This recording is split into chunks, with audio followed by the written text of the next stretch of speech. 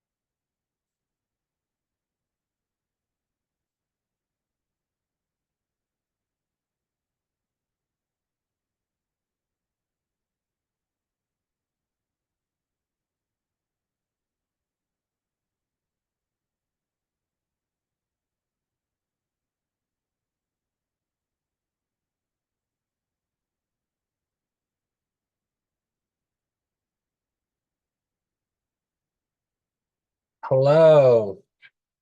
Is it pronounced Micah? You're on mute.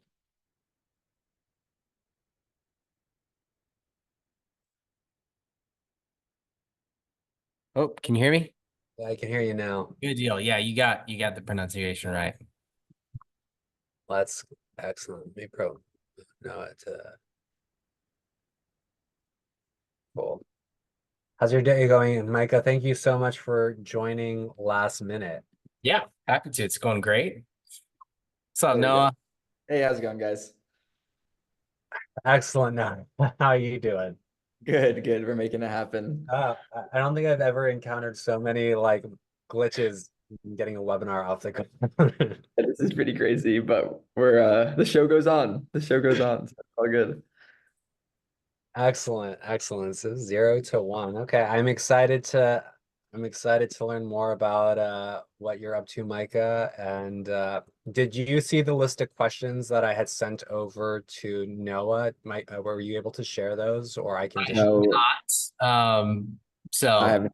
Yeah, a I little, need to look at a this. little Yeah. Okay, while. I'm just gonna yeah, I can forward you some of the questions right now so you can have eyes on like where I'm gonna be taking this. Okay.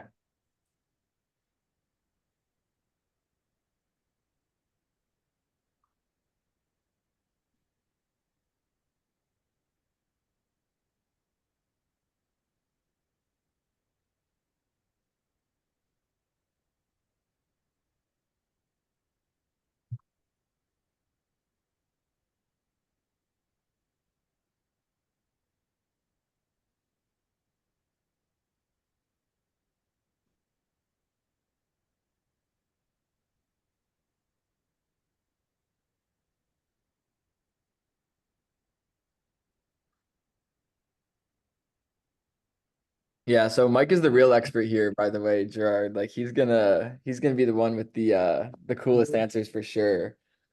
Well, I'm very excited to learn about your agency and what you guys have been up to. So this will be fun. Have you done any of these, Micah, with TikTok or like other partners like Meta or anything like that before? Other partners for sure, and I think been talking around it for TikTok with a few different opportunities. So this will be the first, but hopefully not the last. When I could keep doing as much of this as possible. Actually, we're potentially going to do a collaborative one with Incense pretty soon, I think. Mm, So excellent, excellent. Okay, I just sent you over the questions. I got it. Yeah, I'm looking at these questions now. Mike, a lot of these are gonna be you. My expertise ends where affiliate ends, and create and like creator stuff ends. So like a lot of these are definitely going to be more you like TikTok live stuff. I really am not an expert on. I don't want to pretend to be, but yeah, Yeah, I'm sure. I'm Sounds sure good. we'll be able to riff. Like it doesn't have to be super like interview style either. We could, just riff on these things. Yeah. Excellent. Looks like we have first few joiners coming on. So Sweet.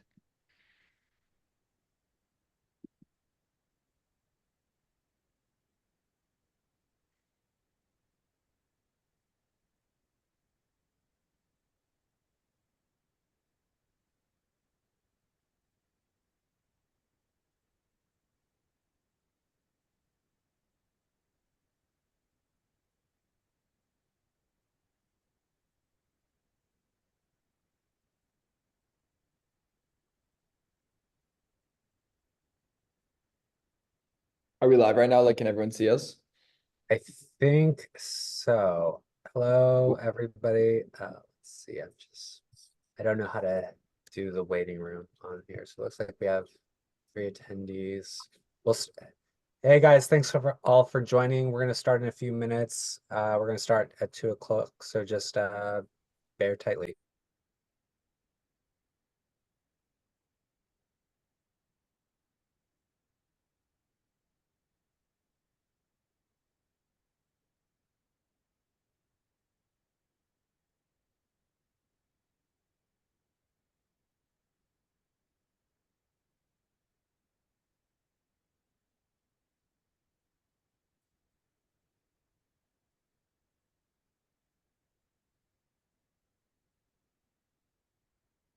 We made sure everyone got the new Zoom link. I'm right, Jared?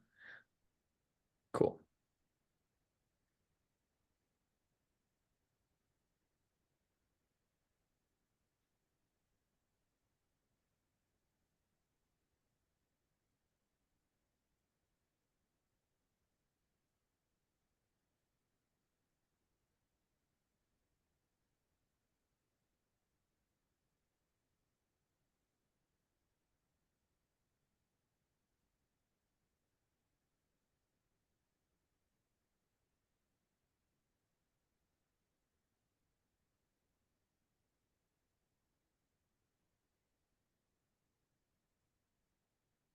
You're muted right now, Jared.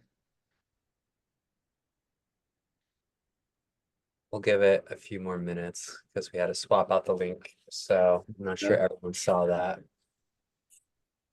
Did we update the invites too with the new link just to make sure people go to their Yeah, calendar? I updated the splash and as Zohaib, I think, sent it updated calendar because people are getting it. Okay, And then I just shot out an email to everyone's with the new link as perfect. well. Awesome, amazing.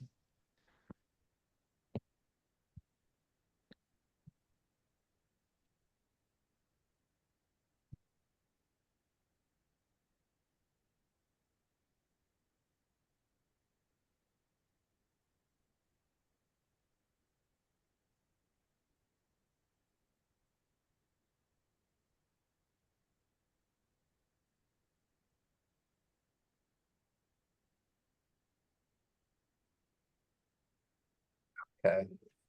We need some waiting room music. Yeah. Could you sing for us, Micah? No, absolutely not.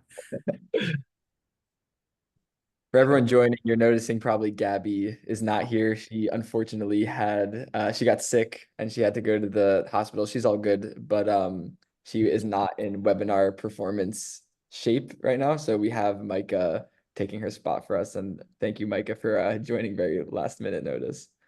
Happy to be here. Born ready when it comes to these things on TikTok. It's like my favorite thing right now. It's just marketing on TikTok. I'm in it 100% of the time, day in and day out. And it's what we do as an agency. So let's go. Excellent. We'll start officially in a few more minutes. For those of you that have just joined, we had to swap out the link. The other link wasn't working, so we just updated it, but I think there might be some issues for people logging in. So we'll give it 2 extra minutes and then we'll start.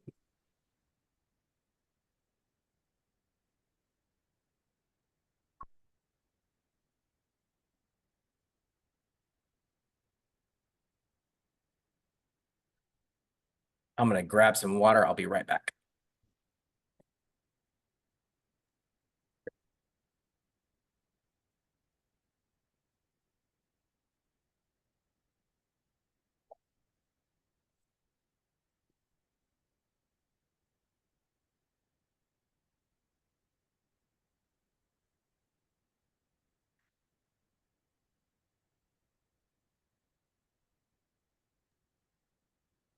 Okay, it looks like a few more people have trickled in. Let's give it 2 more minutes and then we'll start. Apologies for the delay. There was an issue with the Zoom link, so we will get started momentarily.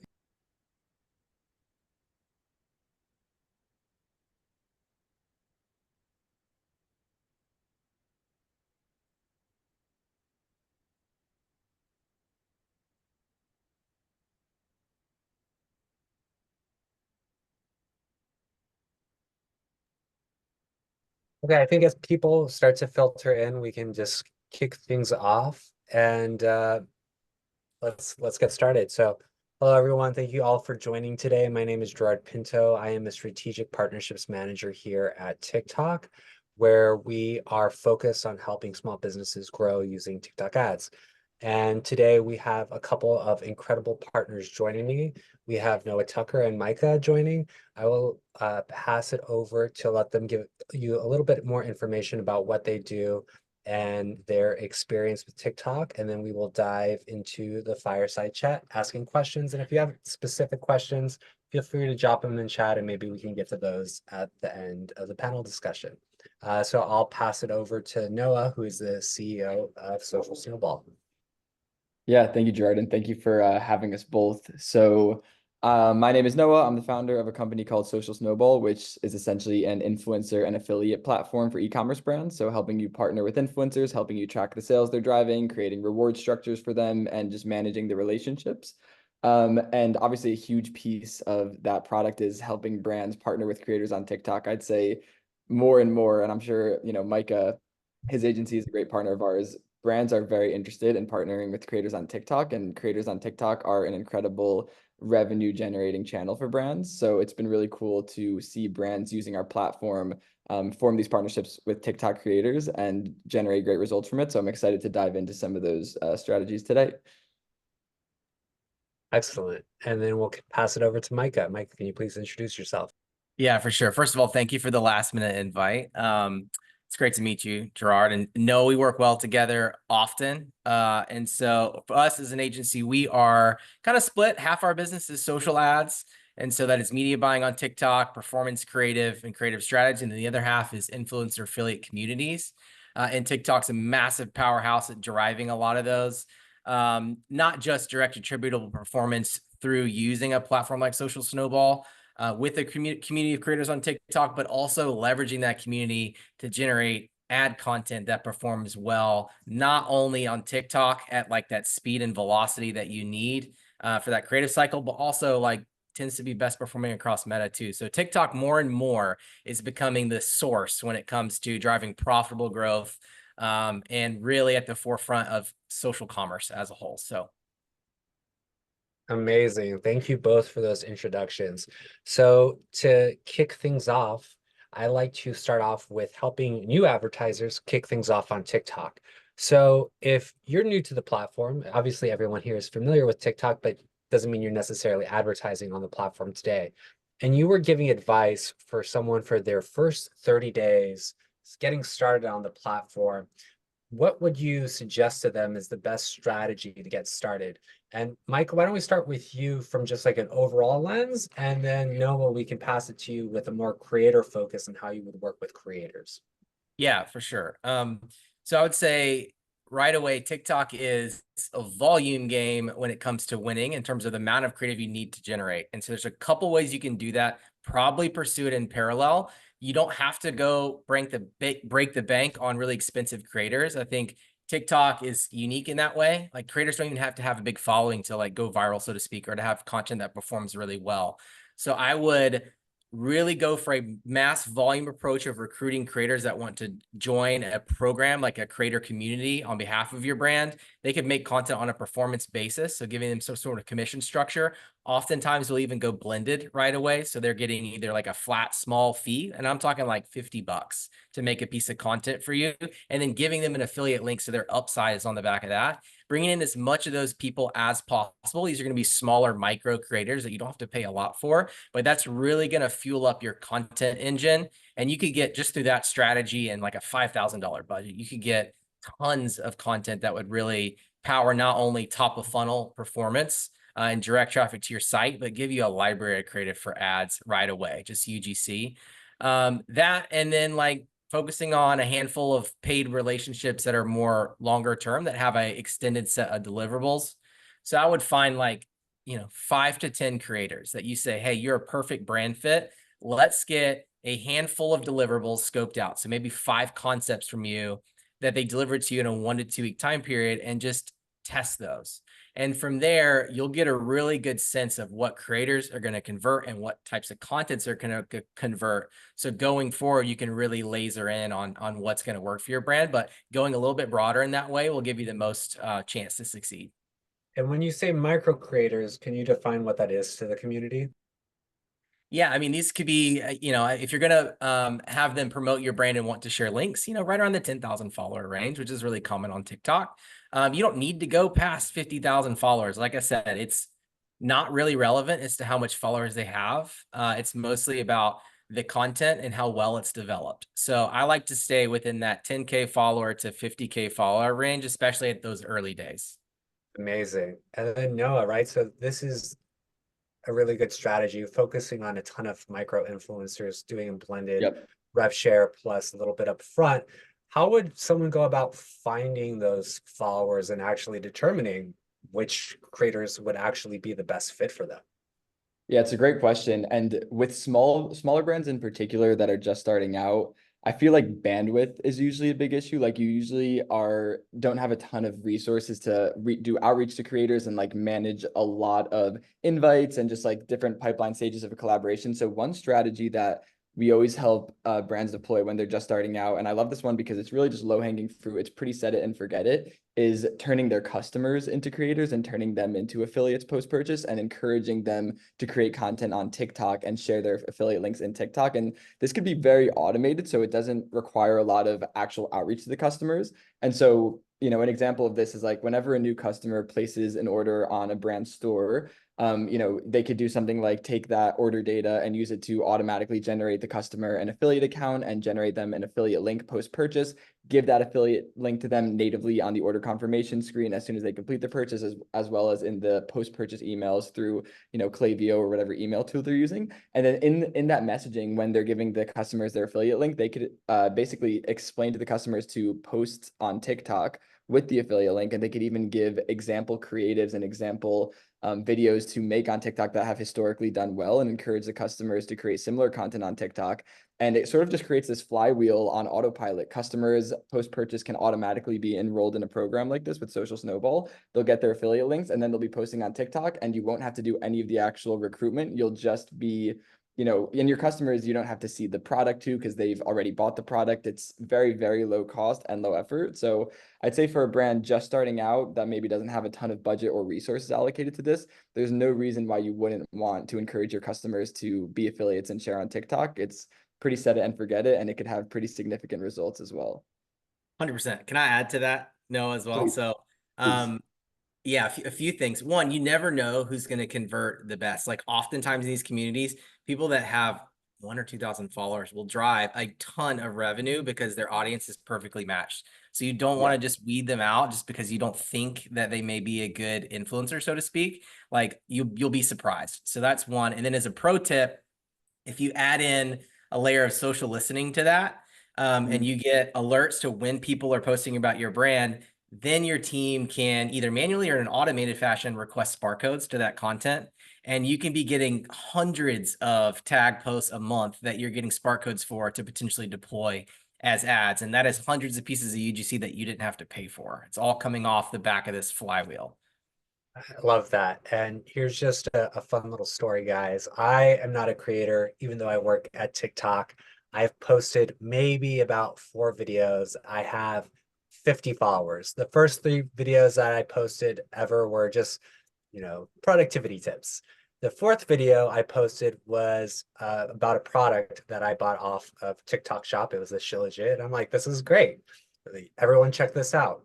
My first 3 videos got maybe 200 views. That fourth video got 30,000 views, and I think drove, $10,000-15,000 of revenue back to that shop. So even me, who has like 10 followers, can make an impact on a business, right? So I love the focusing on the micro influencers now, it doesn't matter the follower count, it matters just the quality of the video and if the product resonates with the audience, right? So I love what you're saying, Noah, about incentivizing existing customers, because I never thought of myself as a creator, but I wanted just to make a video because I like the product and support the brand because I was told to, and then I did, and it was cool to see the results come from that. So, thinking of TikTok and creators, I think we're not the first to obviously platform to promote and have people work with creators out there, but I think we've perfected it bias, but that's my bias, looking at the other competitors. But I love to get both of your takes on how working with creators has maybe shifted from like other platforms, and if the creator strategy differs when you look at like a Meta or Instagram versus a TikTok. Yeah, it's changed the game like end to end. I would say one, it's TikTok has really driven what I would call like a social commerce strategy where the creator themselves becomes the storefront. That idea has largely been championed and driven and sold through by TikTok. And that mindset is like just starting to stick.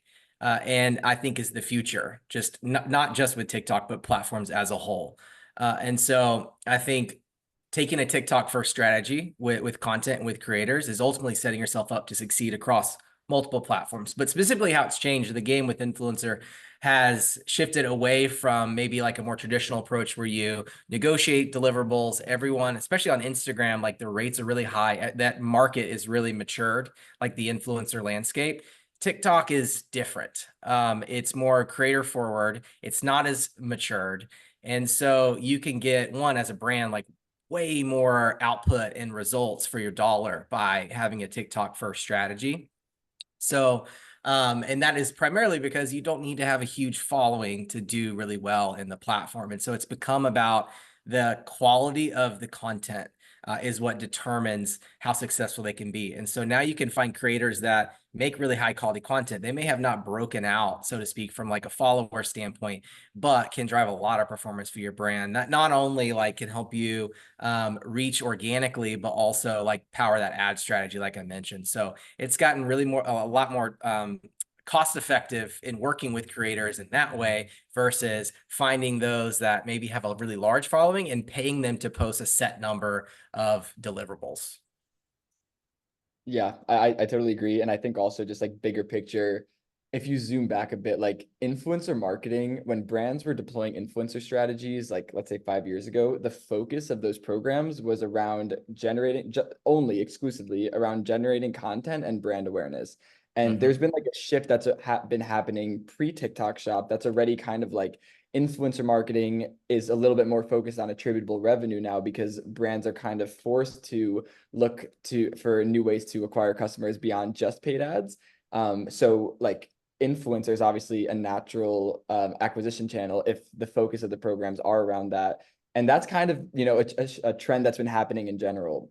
And then with TikTok Shop coming out and defining, disrupting the influencer space more than it's ever been disrupted historically, and basically proving that the future of influencer is affiliate, everything has changed. And it's great for the brands because it's, much more cost effective and you can deploy, a huge creator strategy without having to deploy a lot of capital up front, which is incredibly powerful. And then like Mike is saying, you're able to acquire a ton of content that you could repurpose and use Spark codes and get the usage rights for and across beyond just TikTok, any ad platform. And you're acquiring this content without even having to pay necessarily for the deliverable. Often you're just inviting creators to an open collaboration or a target collaboration, and they're creating this content on their own on a performance only basis. So it's been really cool to see the shift of the perception of influencer marketing in the e-commerce space. People used to just think of this as like it's a brand awareness play, not a performance play. And now influencer is really becoming more and more of a performance channel. Yeah, I love both of those answers. And it sounds like, Micah, you touched on start with a bunch of creators, see what kind of content they produce, and then consider potentially upgrading some of the content that make into Spark ads, right? So like Yeah. how do you mix in, or how do you think about when do you convert something into a Spark ad? Do you have like a good ratio of like for every X amount of creators, I should be turning something into a Spark ad? And like, I don't know, how much budget do you put to Spark ads and creator ads versus like other ads that your brand is might be running in parallel? Yeah. Um, we try to get smart codes from every piece of content that comes to the community, just as a general rule. We even like to automate those requests via social listening. So like our mission is to just stack spark codes, because you never know what's going to perform. And then TikTok, the media buying industry is hungry. So like you have to have a really high volume of creative to continue to scale. Otherwise, your efficiency will go up and down. So you have to have like a really full hopper of content to be able to phase it in and phase it out. Generally like to test broadly, like we'll rank creative that comes in like A, B, or C, but a lot of times your C content is your highest converting. So we'll do that, but we like to test and then look for signal. So like depending on the brand, it could be click-through rate, it could be ROAS on a piece of creative, but if something is converting and it generates one sale organically, for us, that is green lights to run that as an ad. And you'll know pretty quickly within like 7 days if it's going to scale. And if it doesn't, you've got 49 other Spark codes ready to plug in. So you just turn it off, rinse, repeat, and you'll hit your winners that you can scale for 7 or 14 days. At that point, it's like, okay, we've got either a concept that's working well or a creator that's working well. And oftentimes there we'll look to build longer term relationships with those converting creators. So at that point, it's not about a one and done. It's like, hey, this performed really well. Can we tee up 5 more videos with you and pay you a flat rate for those and get spark codes right away? So it creates this like pipeline of content that based on the performance data, it's going to help you scale. And so that process is refinement over time. You go broad, you find your winners, you double down with those winners, and you just run it as hard as you can. And that's how you'll take a TikTok account. Like we took one over the last 3 months on the media buying side. We stepped in and they were at a 0.25 blended ROAS, could not scale past 5K in spend. And 3 months later, through this strategy, are at a 1.5x ROAS minus promotions and commissions, and scaled from 5K a month to 300K a month. So yeah, it can be really effective, but yeah, start broad and then hone in on your winners. Do you see organic posts? What would you do in a situation where you see like organic posts performing well, but the Spark ad might not be performing well? Do you test multiple audiences, or how would you go about like analyzing to see if it's worth potentially like doing multiple tests on that ad? Yeah, I mean, so if the organic post performs well, you try it as an ad and it flops, I would say you still could re-engage that creator because they're on a commissions basis. So it's like celebrating the fact that they drove a conversion, probably offering them like a deeper incentive. So for example, if they started at 15% commission, they were at like a base tier of your program. They drive a conversion. The first thing I would do is say, hey, congrats on your first sale. We'd love to continue this train going. You unlocked a 20% commission, and we want to encourage you to create additional content. By the way, here's another sample that you can try. So the whole game is like to reward that early behavior and have them continue to do it more and more. Eventually, if you do that, like whether the ad works or not, like you'll have some ads that work, but you want to really reward that behavior and have them continue to just ramp that up.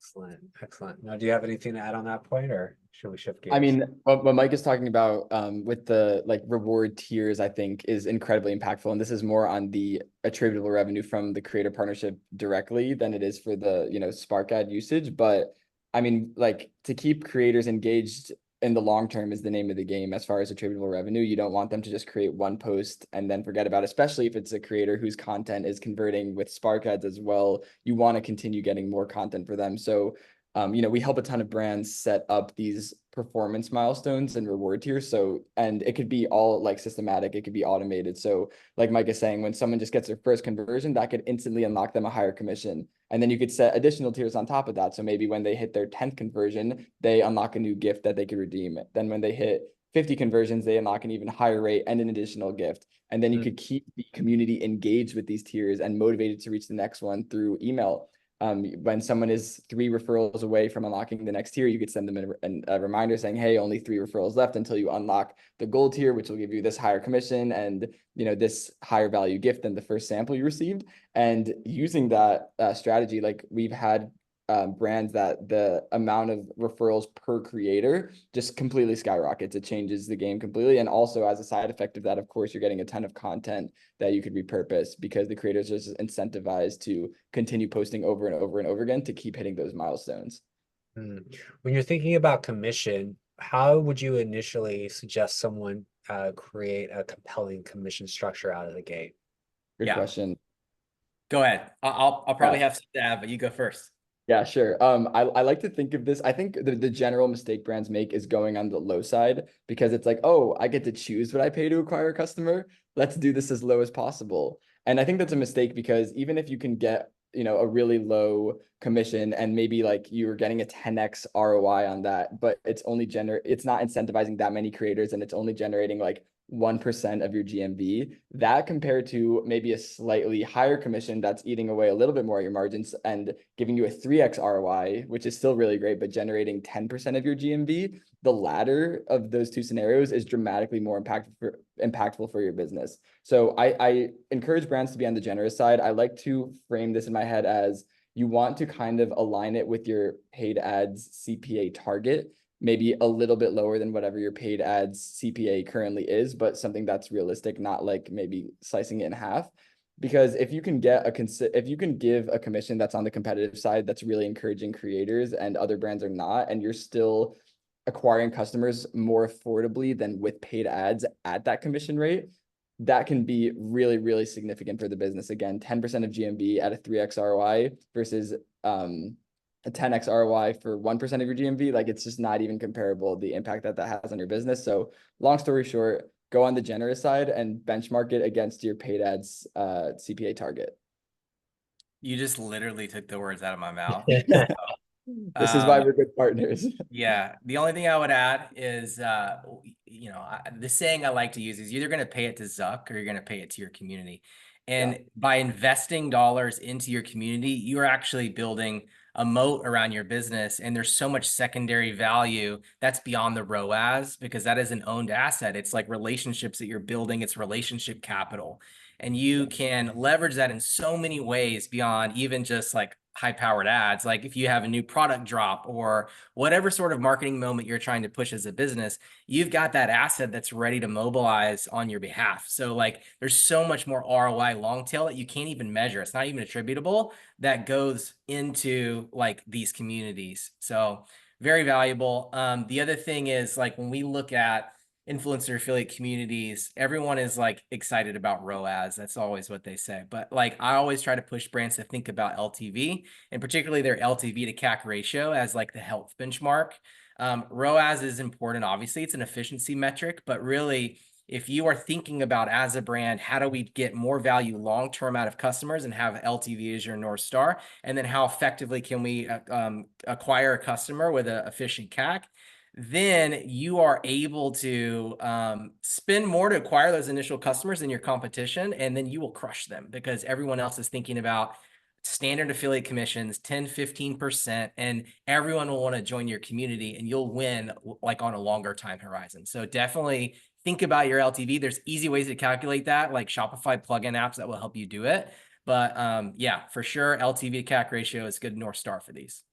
And just one thing to add to that is often the LTV of customers referred from influencers and other customers and affiliates in general is usually higher than paid ads LTV, just because these are really high trust customers. So that's something else to keep in mind. If you could segment out the customers that were acquired from creators versus just all of your customers, your LTV is probably going to be higher and you might even have more wiggle room to play with commission.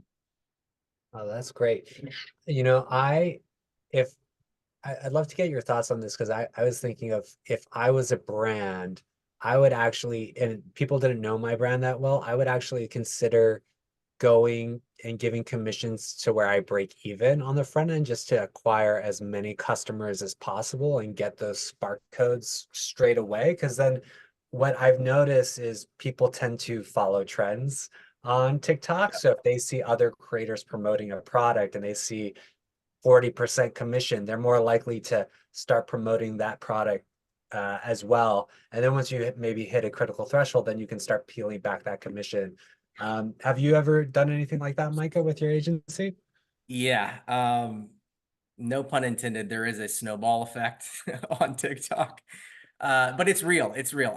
With TikTok, it's kind of it works differently in that like efficiency follows virality. And so you really have to hit a critical mass. It's almost like you want to try to manufacture this buzz, this virality that happens where it's all over people's feeds. They can't get away from it. At that point, you have creators jumping over themselves to be a part of it. And at that point, you'll be getting hundreds of pieces of tag content a month. Like you'll be able to really start to see a massive increase in volume. And once you hit that, you'll know. And you can start to kind of peel back commissions and focus on efficiency. But if you do it in reverse, if you focus on efficiency first, you will never hit that critical mass to really give you that escape velocity on TikTok. So I love that strategy.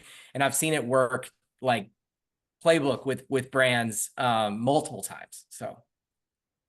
And, since we're talking about virality, let's talk a little bit about trends, right? So like, how do you, do you see a lot of creators that have effective content incorporating trends into their content? And if not, or if you are interested in trends, how do you make sure you're communicating with the creators to see if they can get on that, a specific trend going on? Yeah. One, I've Yeah. seen, I was gonna say sorry. that's definitely a you question, Micah. Okay.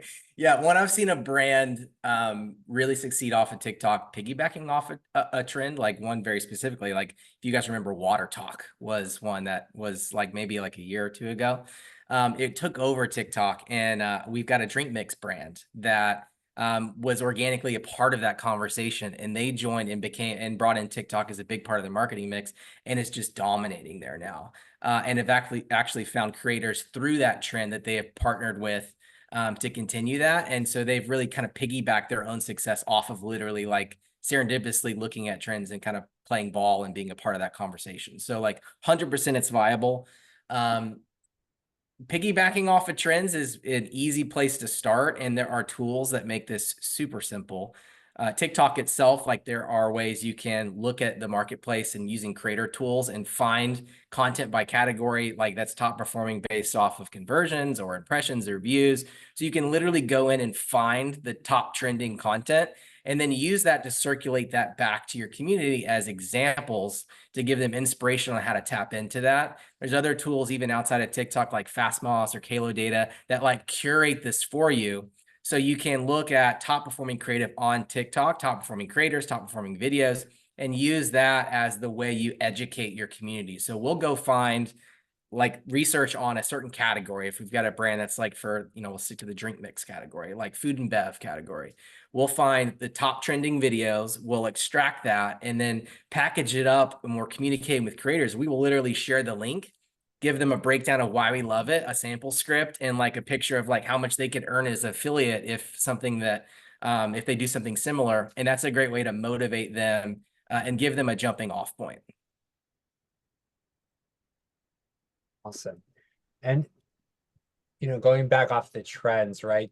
If you're a brand and maybe whether you're working with a creator or if you're building out content on your own and you wanted to come up with an effective storytelling structure for the content, what are some of the things that you would consider doing to make sure that your content is actually impactful? Yeah, so I think first and foremost on TikTok, your content, it's not really like a direct sales channel in that it's not like normal. Don't think about it like ad creative or how you'd approach creative on Meta. Like it needs to be educational or entertaining, one of those two. And you're speaking to it like a target audience, like a vertical of folks where you want to give them content that's native to TikTok. They want to consume it. So it needs to inherently be super organic. And so some brands are equipped to drive that organic strategy on their own, and they have internal people who can create content on TikTok that feels very native. Most often that's not the case. Most often it's very hard for brands to run that internally.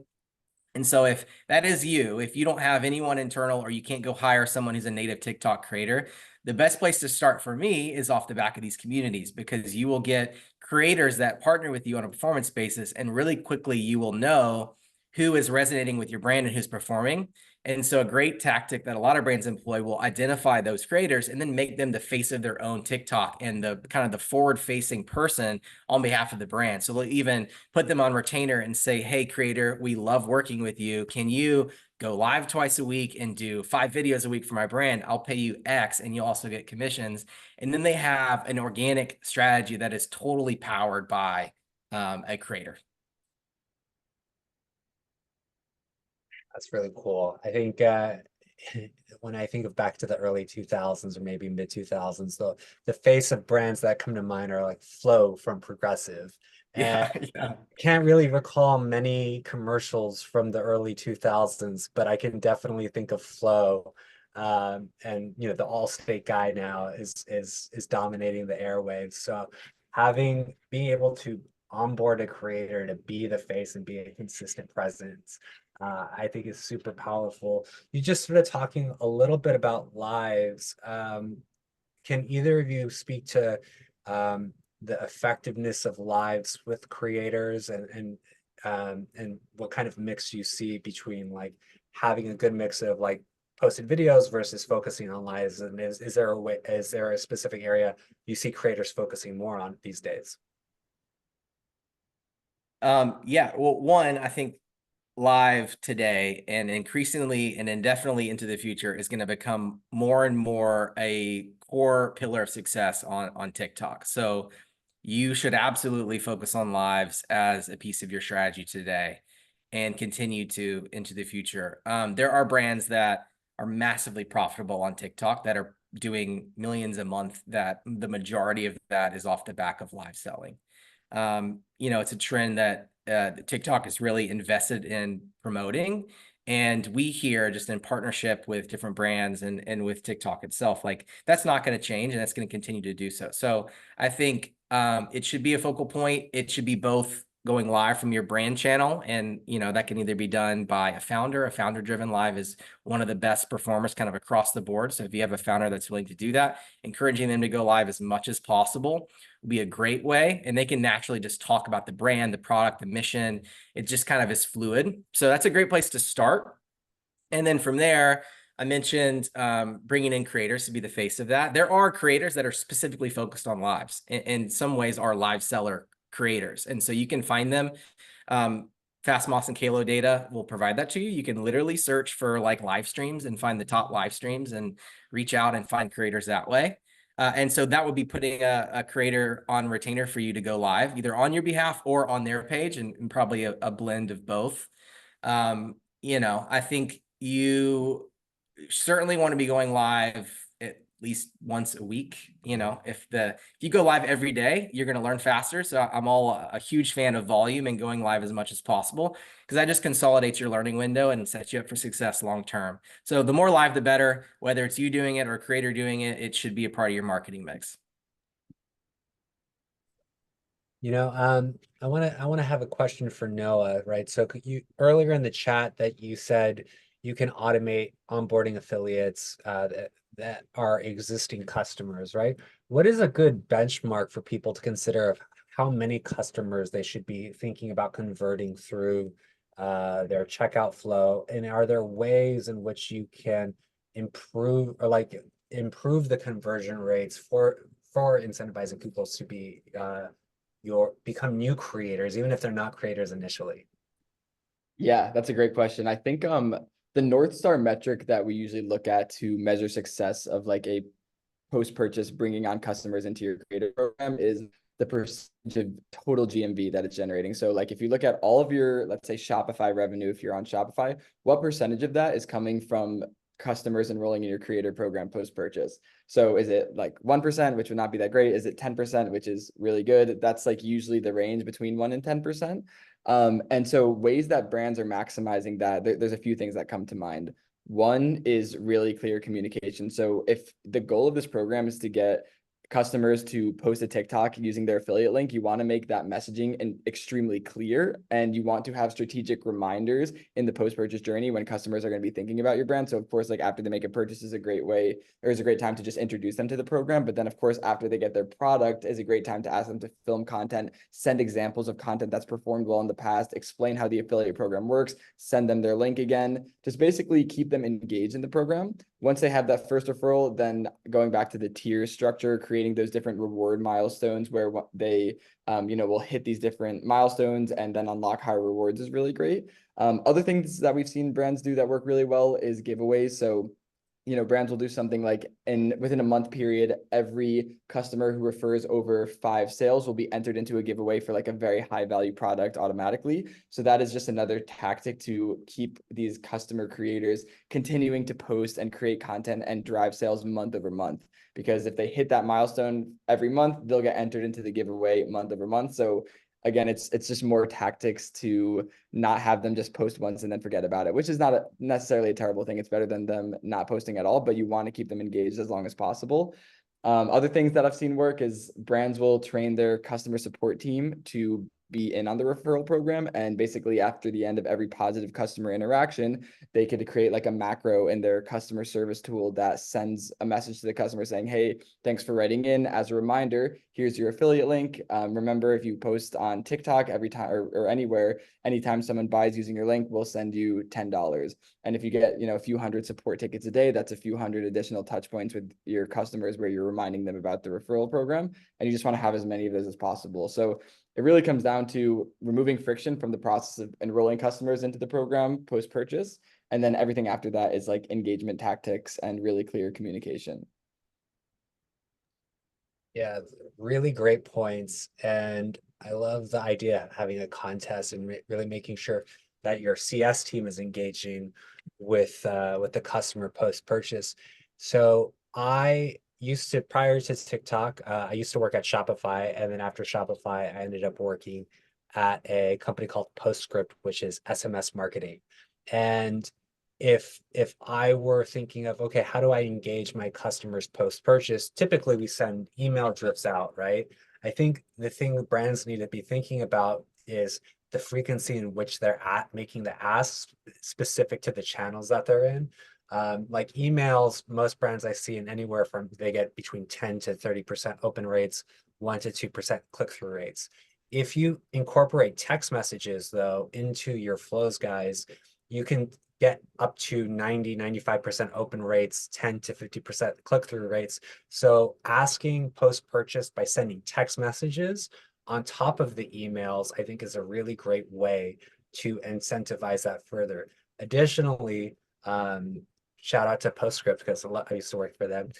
Postscript offers cash back versus discounts, which helps increase customer AOV because instead of offering a discount on the price, now they're going to go spend because they see they have $50 in their account waiting for them. So if you offer them cash back, if they make a video and become an affiliate for you, then you're increasing the cart and the LTV of that customer and getting content. So very really great ways to think about that. I loved getting the CS team to engage. Micah, is there anything you want to add potentially on these points? Yeah. I think keep it simple for the first step. Like oftentimes I'll see brands only incentivize based on performance of a conversion. And so if you do that, sometimes you'll get churn like in your program. Like people will never get that. So they'll post once and not see the conversion kind of fall off because that time delay between the action and the reward is just like a little bit too long. So I think if you're thinking specifically about referral mechanics is like if you have that post-purchase, you'll get 5% of the people who check out probably opt in. First thing to do is to reward them fast and gamify that process so they become sticky. So really simple offer mechanics like do X, get Y, and have that do be like create content for you and post it. I don't even care at that point if it drives a conversion or not, because if I can get more people to create that content and create that feedback loop where they're feeling excited about creating that content and they get a reward off of that, more of them will likely make it through to conversion, which is where they get super sticky. So keep your first reward really simple and be generous with that. And then have tiers as they get into higher conversion thresholds where you're rewarding them more. That's great advice. So I guess one of the things that I want to ask is if you're working with 50 creators, though, 100 creators, 1,000 creators, managing those creators can get quite complicated, very time intensive. How do you both managing the creators and go about that to make sure that you're getting the maximum ROI with not taking up so much of your time supporting all these folks? Yeah, I'll give Snowball a shout out on this one. So the way I think about this is it's like an 80-20 rule, right? So like with these programs, it has to be support volume and scale because that is how you win, but also it has to feel one-to-one because at the end of the day, you're building relationships. And so you have to look to automate as much of that process as you can, making it feel one-to-one and based off of like real human behavior so that your team's time and attention can be spent on the 20% that is the top percent of converting creators and really nurturing those deeper.